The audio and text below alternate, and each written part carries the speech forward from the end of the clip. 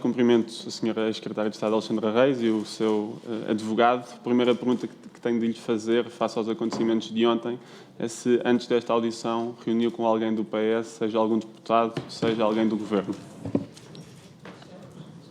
Para responder. Senhor deputado, não reuni com nenhum deputado, de nenhum partido político, do Governo, nem membro do Governo. Para perguntar. Muito obrigado. Estando esse ponto assente, gostava de começar por lhe perguntar, no contrato da CEO assinado em junho de 2021, foi a Sra. Alexandra Reis e o Sr. Ramiro Sequeira que o assinaram do lado da TAP. Confirma isto? Para responder. Confirmo. Para perguntar. Nesse contrato a que a Comissão teve acesso, o ponto 9.2 diz que há uma exceção ao regime de exclusividade que a lei exige e que a CEO pode estar no board das empresas Zero Avia e da Met Office, ambas do ramo da aviação. E eu pergunto-lhe se este contrato que assinou não viola o regime de exclusividade a que a CEO tinha de estar sujeita. Para responder. O contrato da CEO verte as condições que foram acordadas entre a CEO e a tutela e, por isso, todas as condições que estão naquele contrato são as que estavam refletidas nas condições que a CEO acordou com a tutela. Por isso, o que aconteceu na altura, a tutela setorial pediu à TAP para que redigisse um contrato para dar suporte àquelas condições comerciais que estavam acordadas, nas quais se incluía a possibilidade de a CEO estar representada noutros boards, noutras organizações, e a TAP o que fez foi, solicitando apoio jurídico externo, solicitou uma redação de um contrato que vertesse aquelas condições. Após isso, aquele contrato foi submetido à tutela, verificado, e depois disso, então, a CEO assinou o contrato e eu e o Ramiro Sequeira assinámos também, porque na altura éramos os dois elementos presentes na Comissão Executiva da empresa. Para perguntar. Mas há algum documento do Governo com essa autorização, com essa decisão? Para responder. Houve várias trocas de informação, nomeadamente por e-mail, mensagem e também reuniões para clarificar alguns dos pontos da redação do acordo, mas existe um ok à versão final do acordo. Para perguntar. Pelo que eu vejo aqui da lei, no artigo 20, número 3, a linha B, a única forma deste contrato não ser ilegal é exatamente se houver uma autorização, uma decisão do Governo. E por isto, não havendo nenhum documento formal de uma decisão do Governo, eu não percebo como é que o contrato pode ser legal. Ou, mais uma vez, é mais uma prática da TAP de haver muitas decisões com base em documentação informal. E o que eu lhe pedi, então, era se poderia enviar essa documentação informal, e que nós pediremos também à TAP, a esta Comissão, porque do que eu já vi, nós não recebemos nada dessa documentação. Para clarificar, Sr. Deputado, há uma term sheet, isso não considero que seja documentação informal e a TAP terá essa informação. Eu já não estou na empresa e não tenho acesso direto a esse tipo de documentos, mas certamente que a TAP terá. E foram trocados e-mails nos quais as várias versões do contrato foram sendo clarificadas entre os advogados na altura que a TAP contratou e os advogados da CEO. Para perguntar. E a grande preocupação aí era então cumprir o Estatuto do Gestor Público, correto? A grande preocupação aí era verter as condições acordadas pela tutela, todas aquelas condições, num documento jurídico que lhe desse suporte. Para perguntar. Certo, mas então tinha de cumprir o Estatuto do Gestor Público, esse contrato, certo? Responder. Na altura, o que foi solicitado aos advogados foi, de facto, que aquele term sheet fosse vertido num documento jurídico que lhe desse suporte. Para perguntar.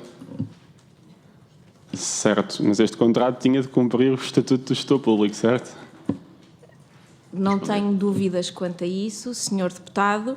Na altura, aquele foi o documento que os assessores externos da TAP entenderam que cumpria os requisitos de verter as condições daquela term sheet num documento jurídico que, naturalmente, deveria cumprir a lei. Para perguntar. Muito bem. A senhora Alexandra Reis exatamente deveria cumprir a lei, inclusive o Estatuto do Gestor Público, mesmo que não o queira dizer desta forma, e exatamente assinou esse contrato. E o que eu lhe pergunto é, sabendo então que era preciso cumprir o Estatuto do Gestor Público neste caso, porque é que no seu caso não se lembrou, ou tendo-se lembrado, porque é que não acautelou isso junto dos seus advogados? Para responder. Senhor Deputado, quando aquele contrato foi assinado estabelecendo todas as condições da referida term sheet num documento jurídico que os advogados recomendaram. De boa fé, naturalmente, tanto eu como o CEO interino da altura o assinámos, crentes, sempre crentes, que cumpriria na íntegra todas as disposições legais necessárias. Não houve, na altura, uma discussão específica sobre o Estatuto de Gestor Público.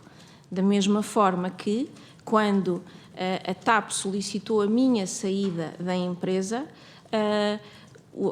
a formulação jurídica encontrada e proposta pelos advogados da TAP foi a de uma renúncia precedida de um acordo.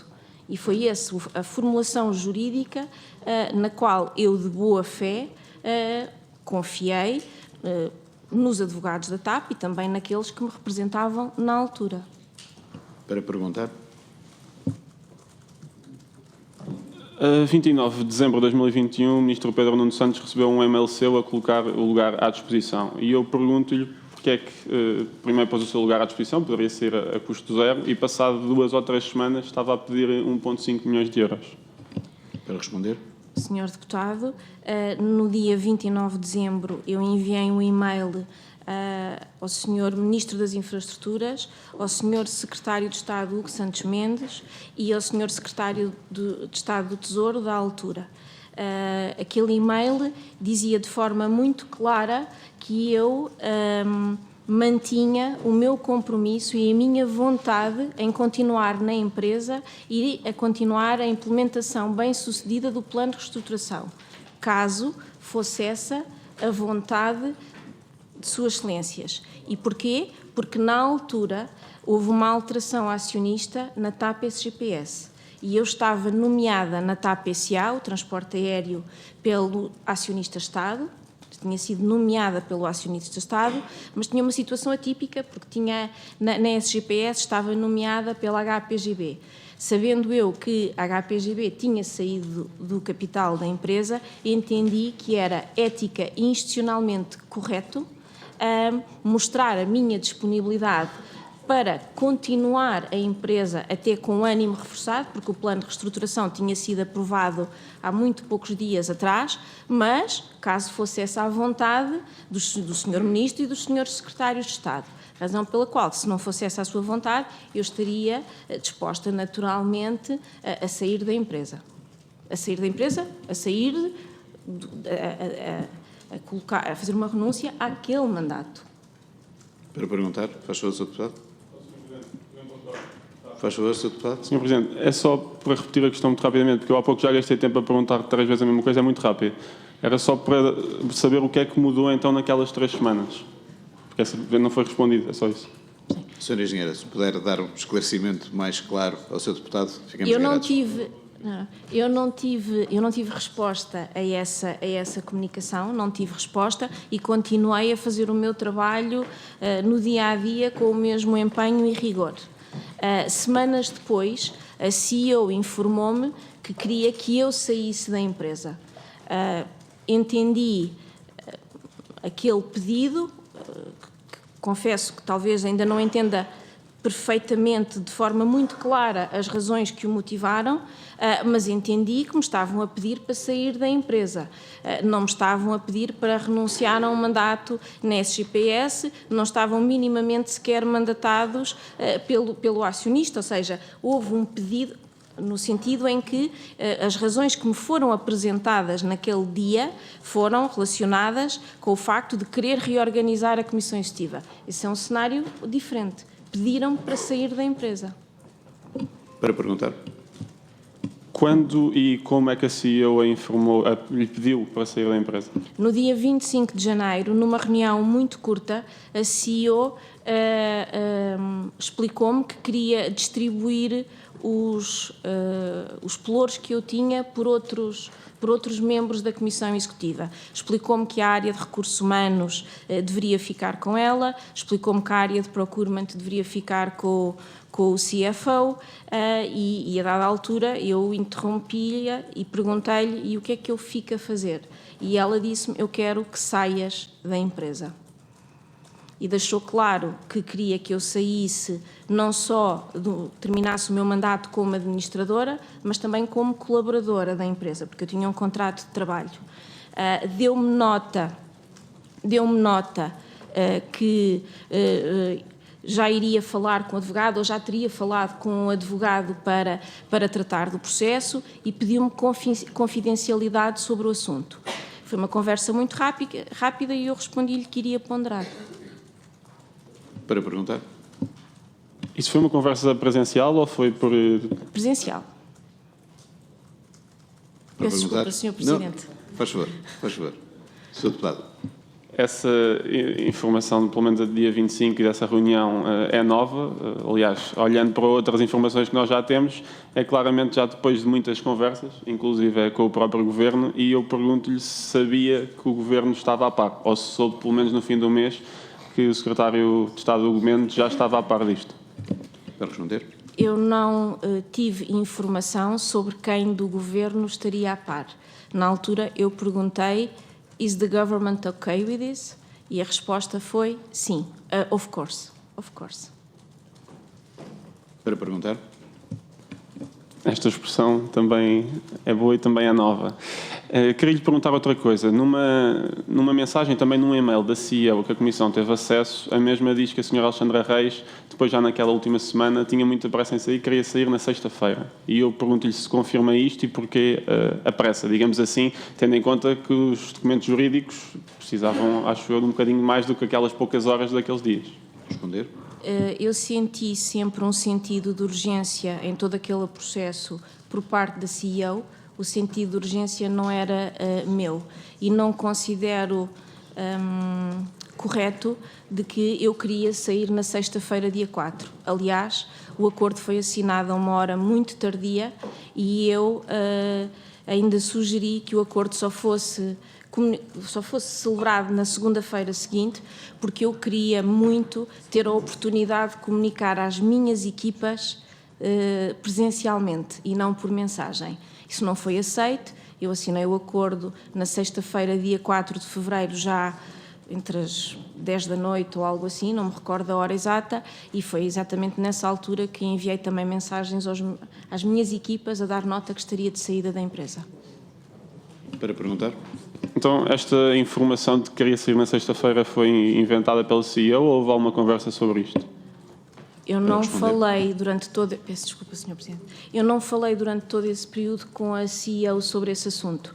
Todas as conversas foram feitas entre advogados. Eu dei nota dessa minha vontade em querer comunicar às minhas equipas e, de preferência, presencialmente. Para perguntar. Gostaria também de lhe perguntar se o processo foi acompanhado ou não pelos serviços jurídicos da TAP, porque o Ministro Pedro Nuno Santos disse que sim, a Sra. CEO ontem esteve cá e disse que não, a IGF também diz que acha que não. Eu não tenho como saber. Todo o processo foi tratado entre mim e os meus advogados. E sei que os meus advogados falaram com os advogados, com os assessores externos da TAP. Não tenho nenhuma informação, nunca me foi dita em momento algum pelos meus advogados de que haveria algum tipo de contacto com o Departamento Jurídico da TAP. Não tenho essa informação e mais, não tenho como saber. Para perguntar. E não acha estranho que os serviços jurídicos da TAP não estejam envolvidos em nada deste processo? Para responder. Confesso que não. Aquela sociedade de advogados já assessorava a TAP desde há algum tempo Era um tema que a CEO deixou de forma muito explícita, que queria que fosse muito reservado, muita confidencialidade. Não sei com quem é que ela terá falado, mas não vi, não achei estranho, confesso. A resposta muito sincera é essa. Para perguntar. Gostava de ter a sua opinião sobre várias das alegadas divergências, que também há pouco mencionou, entre si e a senhora CEO e que potencialmente levaram à sua saída. A primeira, foi ontem noticiado, também com base aqui em algumas perguntas dos senhores deputados, que teria sido afastada da TAP por bloquear negócios com o marido da senhora CEO. Pergunto se confirma isto. Para responder. Eu nunca falei com a CEO sobre as propostas que uma empresa Zamna fez à TAP. Nunca comentei esse assunto com a CEO e a CEO nunca me fez nenhum comentário sobre esse assunto. Foi um processo que terá sido iniciado em outubro, com apresentações de propostas e o esforço comercial normal de uma empresa que tenta vender uma solução a outra empresa.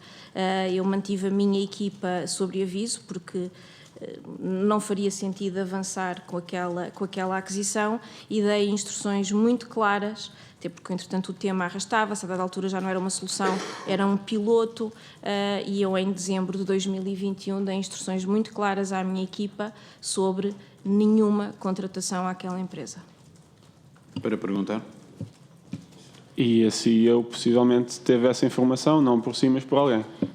Como referi, eu não comentei nunca este tema com a CEO, nem a CEO me fez algum comentário, algum tipo de sugestão, recomendação sobre esse assunto. Para perguntar. E chegou-lhe alguma informação que a CEO poderia estar descontente com essa sua decisão? Para responder. Não tive informação nenhuma nesse sentido. Para perguntar. Segunda alegada divergência sobre a mudança da sede.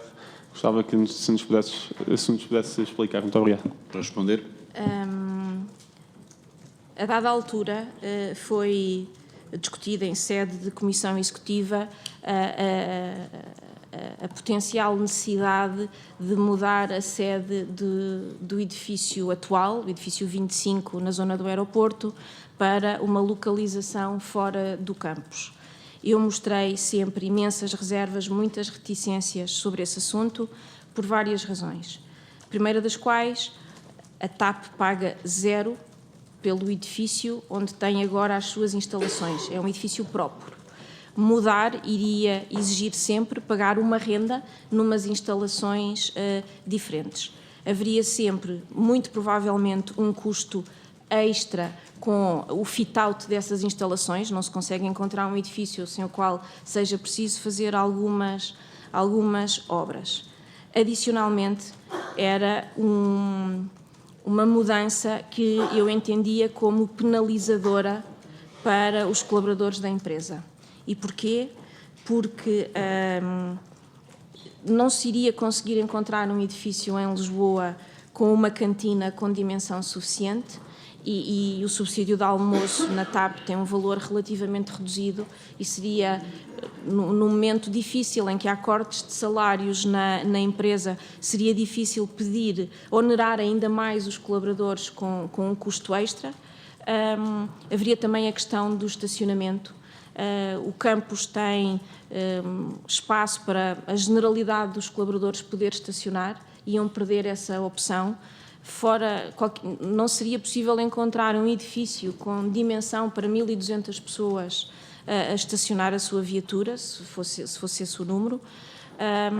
E, adicionalmente, também me causava alguma estranheza porque é que, num momento em que a empresa iria ou virá a ser privatizada, porque é que se iria estar a estabelecer um contrato de arrendamento de longo prazo, um contrato que só onera a empresa, ou seja, não havendo uma necessidade objetiva, porque as instalações atuais da TAP, apesar de não serem, eu costumava chamar-lhes vintage, não é? Apesar de não serem muito modernas e atualizadas, são perfeitamente funcionais e todos os colaboradores estão perfeitamente adaptados. De qualquer das formas, eu diria que esta diferença de visões,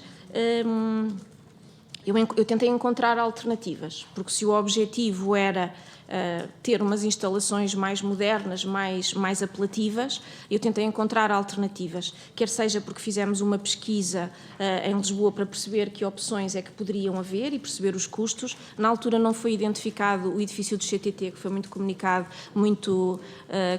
na comunicação social, mas encontraram-se outras soluções a um custo também mais baixo. Mas tentei perceber se seria possível fazer obras no edifício para o renovar, se seria possível fazer um sale and leaseback do edifício, porque pelo menos poderíamos ter uma renda, não é, de futuro, mas pelo menos haveria um encaixe financeiro logo no início. Nenhuma destas soluções foi bem acolhida e, entretanto, eu saí da empresa e não acompanhei mais o projeto, naturalmente. Para perguntar. Terceira alegada divergência era sobre o caso da frota dos carros. Eu aqui gostaria de saber também qual é que foi a sua opinião e porque é que era contrária à da CEO ou da CEO contrária à sua. Eu aí, Sr. Deputado, clarificava que eu, enquanto estive na TAP, não fiz nenhum concurso, eu tinha a responsabilidade das compras, eu não fiz nenhum concurso para renovar a frota, ou a totalidade da frota. O que foi feito no ano 2021 foi a extensão dos leasings que já existiam. Trabalhou-se uma adenda com a empresa de leasing dos carros para que para que aquele acordo pudesse acomodar viaturas usadas e foi feito na altura um concurso para comprar 11 viaturas usadas, Peugeots, iguais aos que já havia na empresa, que todos os colaboradores tinham direito a carro, tinham um carro daqueles, eu não sei se eram 308 ou 3008 de carros, não percebo muito, mas eram um Peugeot. E o objetivo seria comprar 11 viaturas usadas a um custo inferior, em bom estado, tentando que fossem com poucos quilómetros, porque entendia que era uma medida de bom senso, ou seja, que os colaboradores que precisavam das viaturas não iam ficar minimamente ofendidos e que todos os colaboradores da empresa iam entender aquela medida como uma medida de contenção, não é? Isto foi em 2021, logo a seguir às medidas duríssimas de redimensionamento e de redução salarial. Mas eu não fiz nenhum concurso para renovar a totalidade da frota e eu não acompanhei, eu soube desse tema pela comunicação social já após ter saído da empresa. Para perguntar. Última pergunta sobre divergências, sobre o processo de reconversão da dívida do Estado dos 1.200 milhões em capital, com a consequente diluição dos acionistas minoritários da TAP, aqueles 5% dos trabalhadores. O CFO disse que a Sra. Alexandra Reis votou contra a designação do ROC do aumento de capital, que era essencial para o plano de reestruturação. Qual é que era aqui a sua grande divergência? Responder? Para, Sr. Deputado, clarificando, eu nunca fui contra o aumento de capital, nunca. Aliás, fui eu que o escrevi no plano de reestruturação, o plano entregue a Bruxelas no dia 10 de junho de 2021, esse aumento de capital, essa conversão do empréstimo acionista está refletida nessa versão do plano e fui eu que a escrevi, isto ainda antes da entrada da nova equipa de gestão, por isso eu nunca fui contra. Mas um tema é estar materialmente de acordo com essa decisão, outro tema é a forma como ela é tomada. E na altura eu tinha várias preocupações. Eu entendia que aquela decisão da conversão do empréstimo em capital poderia ser tomada após a aprovação do plano de reestruturação, porque era algo que estava lá previsto e, por isso, o Conselho de Administração da TAP SGPS estaria mandatado para o fazer, porque se não fosse esse o caso, essa decisão deveria ser tomada, na minha opinião, em Assembleia Geral de Acionistas da TAP SGPS. E porquê? Por duas razões. Por um lado, porque havia acionistas minoritários, nomeadamente os 5% que estavam pulverizados pelos colaboradores, e também porque não havia ainda, naquela altura, visibilidade sobre a situação da TAP SGPS. ou sobre como é que a TAP SGPS, não havia visibilidade sobre como é que a TAP SGPS iria ser suportada. E porquê? A TAP SGPS, após o aumento de capital, iria ficar totalmente separada da TAP SA. Ou seja, e a TAP SGPS iria ficar com um conjunto de ativos, nomeadamente a Manutenção Brasil, que necessitava de aporte financeiro para se poder encerrar. Havia um conjunto de responsabilidades, eu penso que o valor eram 115 milhões de euros, que teriam que ser aportados à ME Brasil para se conseguir fazer o encerramento da empresa. Ora, com uma separação total entre a TAP SA e a TAP SGPS, sem haver um plano de reestruturação aprovado, a TAP SGPS iria ficar numa situação frágil. É uma empresa que não tem receitas e que tinha um conjunto de ativos com alguns desafios. E por isso era muito importante que houvesse uma clarificação de qual seria o mecanismo pelo qual a TAP SGPS poderia continuar a ser suportada para poder encerrar a Manutenção Brasil, entre os outros desafios que os outros ativos tinham, porque era a ground force, ou seja, era um conjunto de ativos francamente desafiante. Para perguntar? Voltando aqui ao momento da sua saída, quando perguntou à CEO se o governo estava ok e ela lhe disse of course, queria saber se nessas semanas depois falou com alguém do governo, seja o ministro Pedro Nuno Santos, o Hugo Mendes ou alguma chefe de gabinete. Eu enviei mensagem ao Sr. Ministro das Infraestruturas e Habitação depois de dia 4. Terá sido no dia 5 ou 6, no dia 6 ou 7, tanto quanto me recordo, enviei-lhe mensagem a apresentar os meus cumprimentos e a despedir-me dele. Mensagens semelhantes enviei ao Secretário de Estado Adjunto das Comunicações, o Dr. Hugo Santos Mendes, e também ao Secretário de Estado do Tesouro. No dia seguinte a essas mensagens, recebi telefonema do Sr. Secretário de Estado Adjunto das Comunicações, onde podemos falar durante 2 ou 3 minutos, uma conversa cordial a apresentar cumprimentos e a despedir-me dele. O mesmo tendo acontecido com o Secretário de Estado do Tesouro, que me ligou. E nenhuma destas mensagens fazia menção ao sucedido, ao processo? Não. Estas mensagens eram mensagens institucionais, a agradecer e a desejar muitas felicidades. Para perguntar? Então, o próprio governo também nunca lhe deu uma explicação ou uma opinião sobre a sua saída? Não deu. Posso partilhar que quando falei com o Sr. Secretário de Estado do Tesouro, ele me pareceu francamente surpreendido com a minha saída. Muito surpreendido com a minha saída. Para perguntar? E já agora os outros 2 governantes não lhe pareceram assim tão surpreendidos? Eu não falei com o Sr. Ministro das Infraestruturas, falei apenas com o Secretário de Estado Adjunto das Comunicações, que não estava surpreendido. Para perguntar? Mas não estando surpreendido, não falaram do processo em si, é isso que também me está a causar estranheza. Como é que percebe que ele não está surpreendido se...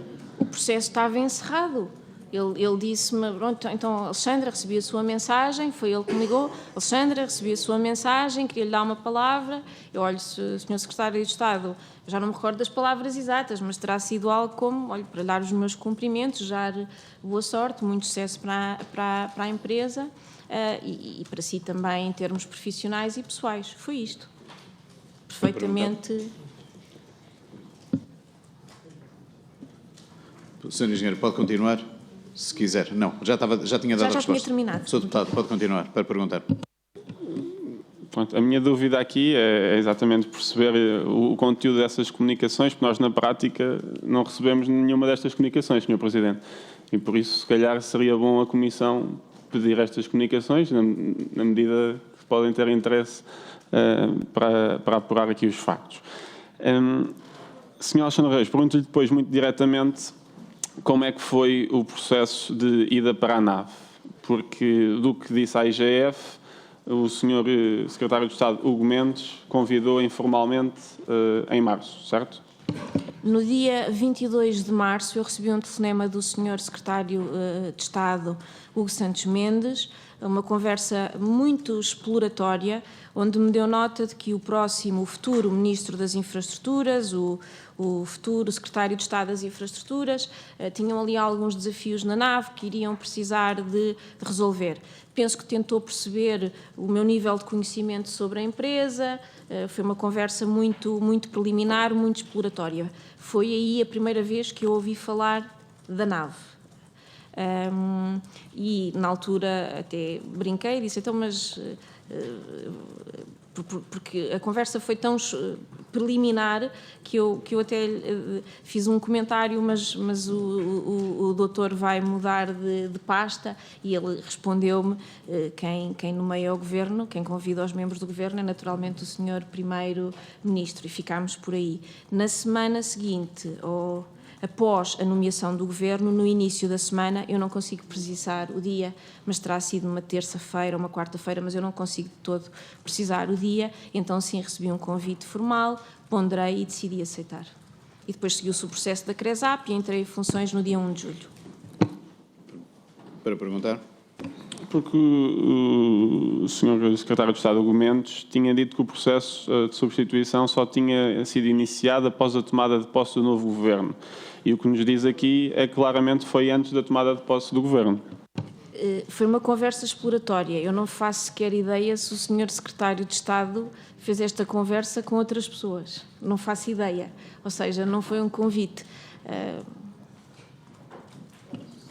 Para perguntar?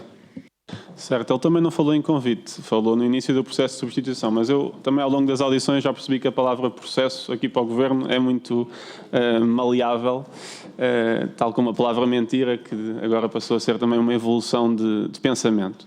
Deixe-me perguntar-lhe outra coisa.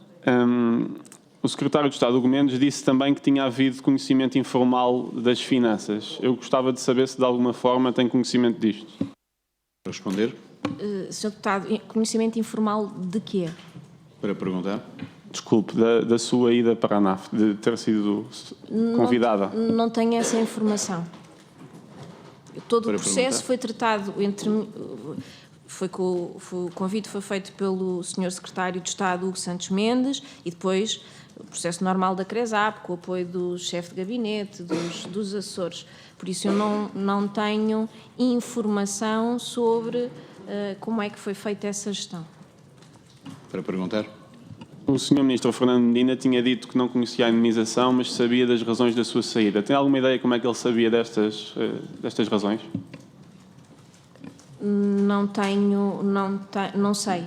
Na verdade, quando eu fui convidada para Secretária de Estado do Tesouro, pelo Sr. Ministro das Finanças, nós não falámos no meu processo de saída da TAP e nós não falámos da indemnização. Para perguntar? Queria também perguntar se não achou estranho que os consultores jurídicos que não viram problemas na sua saída da TAP depois também foram os mesmos que não viram problemas na sua entrada da nave. Não achou até uma grande coincidência serem os mesmos? Os assessores jurídicos que assessoraram a TAP responderam, tanto quanto eu sei, a um concurso que a NAV elaborou, porque a assessoria jurídica externa, o contrato que tinham estava a terminar e a NAV fez um concurso no qual esta sociedade de advogados, que estava a assessorar a TAP, foi convidada. Essa sociedade de advogados ganhou o concurso e por isso quando eu cheguei à NAV era essa a sociedade de advogados que lá estava. Na altura, relativamente ao tema, ao enquadramento jurídico da nave, as principais conversas foram duas. Primeiro, foi solicitado pedir-lhes apoio para a elaboração das minhas declarações ao Tribunal Constitucional e também à elaboração, à redação da minuta de contrato, que depois foi mais tarde submetida ao TAM para os contratos de gestão dos 3 membros do Conselho de Administração da nave. Para perguntar? Pelo que percebi há pouco, a TAP ainda não lhe comunicou nada no sentido de devolver a indemnização, certo? Estou a aguardar feedback. Para perguntar? A NAV foi definida em decreto-lei como uma entidade imparcial, apta para ser a entidade gestora das slots. E eu pergunto-lhe, tendo sido ex-administradora da TAP, antes de tomar posse na NAV, e tendo a TAP interesse em manter as slots, e depois membro do governo que tutela a TAP, eu gostava de saber qual é que foi o seu papel na NAV e se não vê aqui um possível conflito de interesses. Para responder. Penso que o processo de atribuição das slots já estaria concluído quando eu entrei na NAV.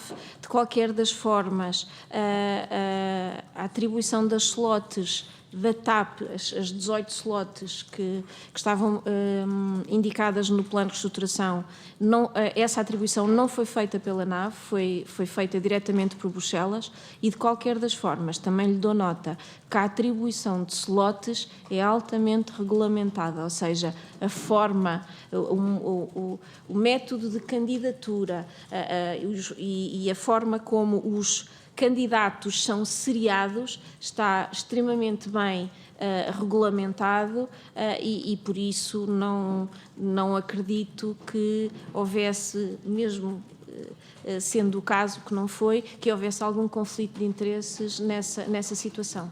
Porque há regras muito claras, muito específicas. Para perguntar.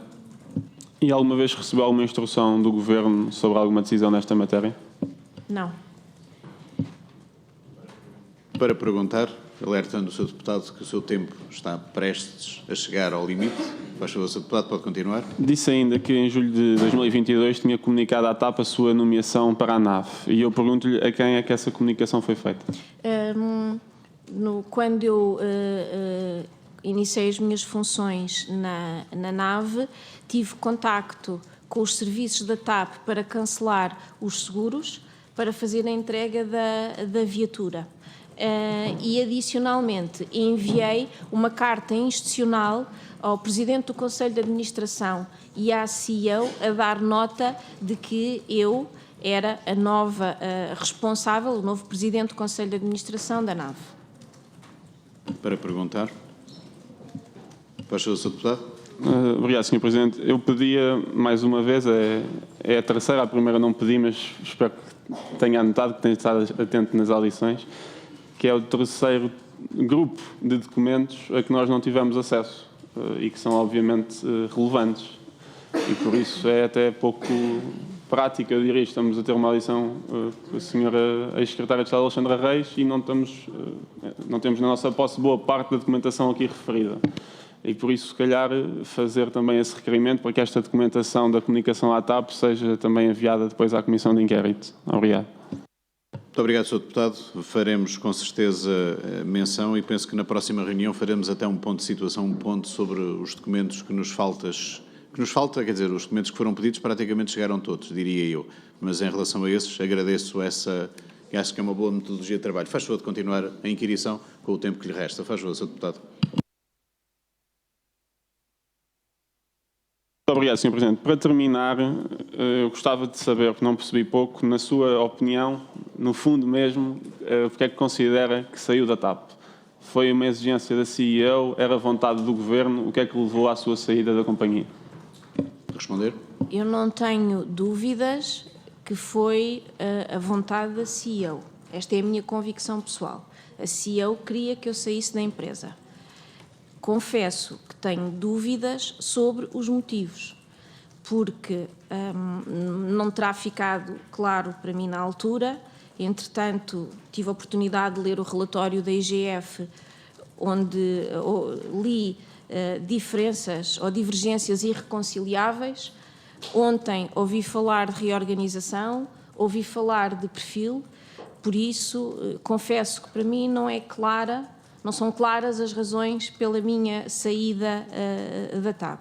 O que posso dizer é que relativamente à minha atuação na empresa, sempre tive uma relação cordial e de trabalho com todos os membros do Conselho de Administração e da Comissão Executiva, que me parece normal que hajam algumas diferenças de opiniões sobre alguns assuntos, parece-me até salutar, não é? Por isso é que um Conselho de Administração tem 11 pessoas, por isso é que uma Comissão Executiva tem 5, e sempre o fiz de forma muito, muito construtiva. O Sr. Deputado falou-me em três temas, provavelmente terão havido outros. Havia temas relacionados com a contratação de pessoas, o tema do procurement, que também era uma preocupação da CEO, e um tema que também já foi referido, o meu provável desalinhamento, diria a CEO, com o plano de reestruturação, o que eu não considero que seja de todo verdade, muito pelo contrário. O plano de reestruturação foi entregue em dezembro de 2020 por um Conselho de Administração do qual eu fazia parte, e eu estive diretamente envolvida na elaboração daquele plano. Foi entregue uma revisão ao plano em junho de 2021, que fui eu também que trabalhei, naturalmente, com as equipas todas, e foi essa a versão do plano que foi aprovada em dezembro de 2021. Houve uma análise de sensibilidade ao plano que foi discutida em Conselho de Administração no dia 3 de novembro de 2021. Era uma análise de sensibilidade ambiciosa, tinha mais 30% de receita, face à versão de junho, mas o tema não é a receita, o tema é perceber como é que se operacionaliza aquela receita. E eu tinha preocupações, e as minhas preocupações estavam relacionadas com essa operacionalização, porque eu não acreditava, que depois também se veio a verificar, que fosse possível voar toda aquela capacidade. Não iam haver aviões para toda aquela capacidade, seria muito difícil, tendo em consideração o contexto dos trabalhadores, conseguir ter capacidade para entregar toda aquela operação. E tinha havido uma alteração ao plano de frota que me deixava preocupada e que por isso eu, de forma muito transparente e entendendo que eram aqueles os meus deveres, as minhas responsabilidades enquanto administradora da empresa, naturalmente levantei as minhas dúvidas e deixei claro que a empresa teria que ter mecanismos de flexibilidade e de gestão de risco adequados para poder acomodar toda aquela capacidade.